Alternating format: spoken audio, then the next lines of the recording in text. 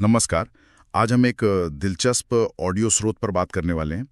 ये श्री राम तीर्थ की महिमा के बारे में है। जी, इसमें ब्रह्मा जी नारद को बताते हैं कि ये तीर्थ कितना शक्तिशाली है। हाँ, कहते हैं कि भ्रूण हत्या जैसे पाप भी नष्ट हो जाते हैं और सुनने भर से मुक्ति मिल सकती है। बिल्कुल। तो आज हम यही समझने की कोशिश करेंगे कि इस तीर्थ का इतना महत्व कैसे बना और इसके पीछे की कहानी क्या है। कहानी तो राजा दशरथ के समय से जुड़ी है ना? हाँ, इक्ष्वाकु वंश के राजा दशरथ, अयोध्या के राजा।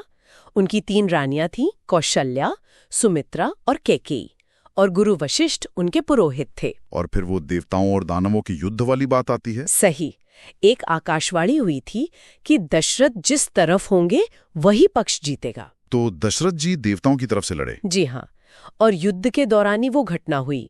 रथ की धुरी टूट गई और रानी कैकेयी ने, जो साथ थी, अपनी भुजा लगाकर रथ को गिरने से बचाया। मतलब कमाल का साहस। बिल्कुल।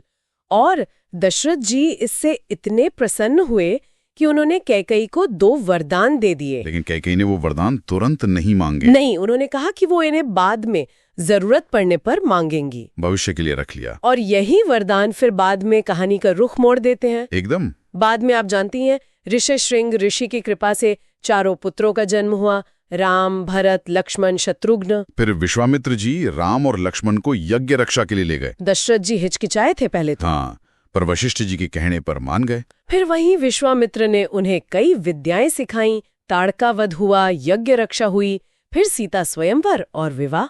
सब कुछ ठीक चल रहा था। फिर कैकेयी ने वो वरदान मांग लिए। हाँ, मंथरा के उकसाने पर।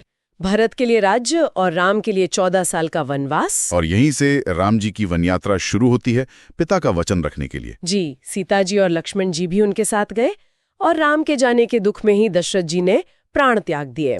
तो ये वनवास का समय ही तीर्थ स्थापना से जुड़ा है। हाँ, इसी यात्रा में चित्रकूट में कुछ समय रहने के बाद वो दंडकारण्य गए, जहाँ राम जी ने राक्षसों का वध करके ऋषियों के लिए उस जगह को सुरक्षित बनाया। बिल्कुल।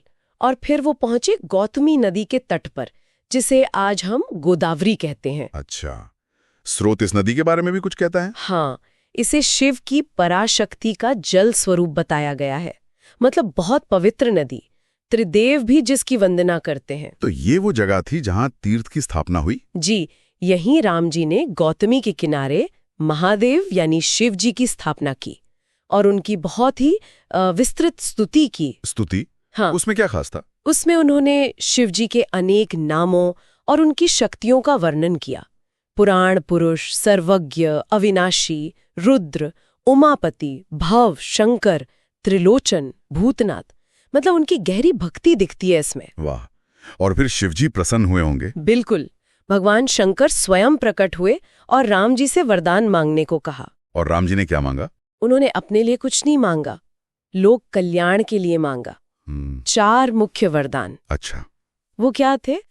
लगता है यही तीर्थ की महिमा का राज है। हाँ, पहला वर था कि जो भी इस स्तोत्र से शिवजी की पूजा करेगा उसके सारे काम सिद्ध होंगे। ठीक है। दूसरा कि यहाँ पितरों का श्राद्ध करने से उन्हें नरक से मुक्ति मिलेगी, चाहे वो किसी भी योनि में हो। ये तो बहुत महत्वपूर्ण है। तीसरा और शायद सबसे अहम कि यहाँ सिर्फ स्नान करने भर से जन्म भर के पाप नष्ट हो जाएंगे। जन्म भर के? स्रोत में भ्रूण हत्या जैसे पाप का भी जिक्र था। हाँ, यहाँ तक कहा गया है कि भ्रूण हत्या जैसे महापाप भी यहाँ स्नान करने से नष्ट हो जाते हैं। ये तो सचमुच असाधारण बात है। और चौथा वरदान? चौथा कि यहाँ दिया गया छोटा सा दान भी अक्षय फल देगा, उसका पुण्य कभी खत्म नहीं होगा। तो ये 4 वरदान इस तीर्थ को अद्वितीय बनाते हैं। बिल्कुल।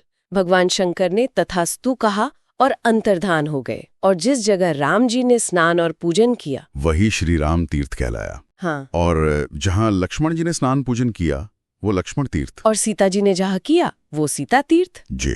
इस तरह ये 3 पवित्र तीर्थ स्थापित हुए। तो स्रोत का निष्कर्ष यही है कि श्री राम तीर्थ की महिमा सबसे बढ़कर। हाँ, पापों के नाश के संदर्भ में जो वरदान शिवजी ने दिए उसके कारण इसे अद्वितीय माना गया है। कोई और तीर्थ इसके बराबर नहीं। तो ये थी श्री राम तीर्थ की स्थापना की कहानी। ये दिखाती है कि कैसे एक वचन, साहस और गहरी भक्ति से इतने पवित्र स्थल बन सकते हैं। बिल्कुल। और ये सोचने पर भी मजबूर करता है कि क्या इन तीर्थों का असर सिर्फ बाहरी शुद्धता तक है, या ये हमारे अंदर भी कुछ गहरा बदलाव ला सकते हैं, आध्यात्मिक उन्नति के प्रतीक भी हो सकते हैं। ये एक विचारणीय प्रश्न है।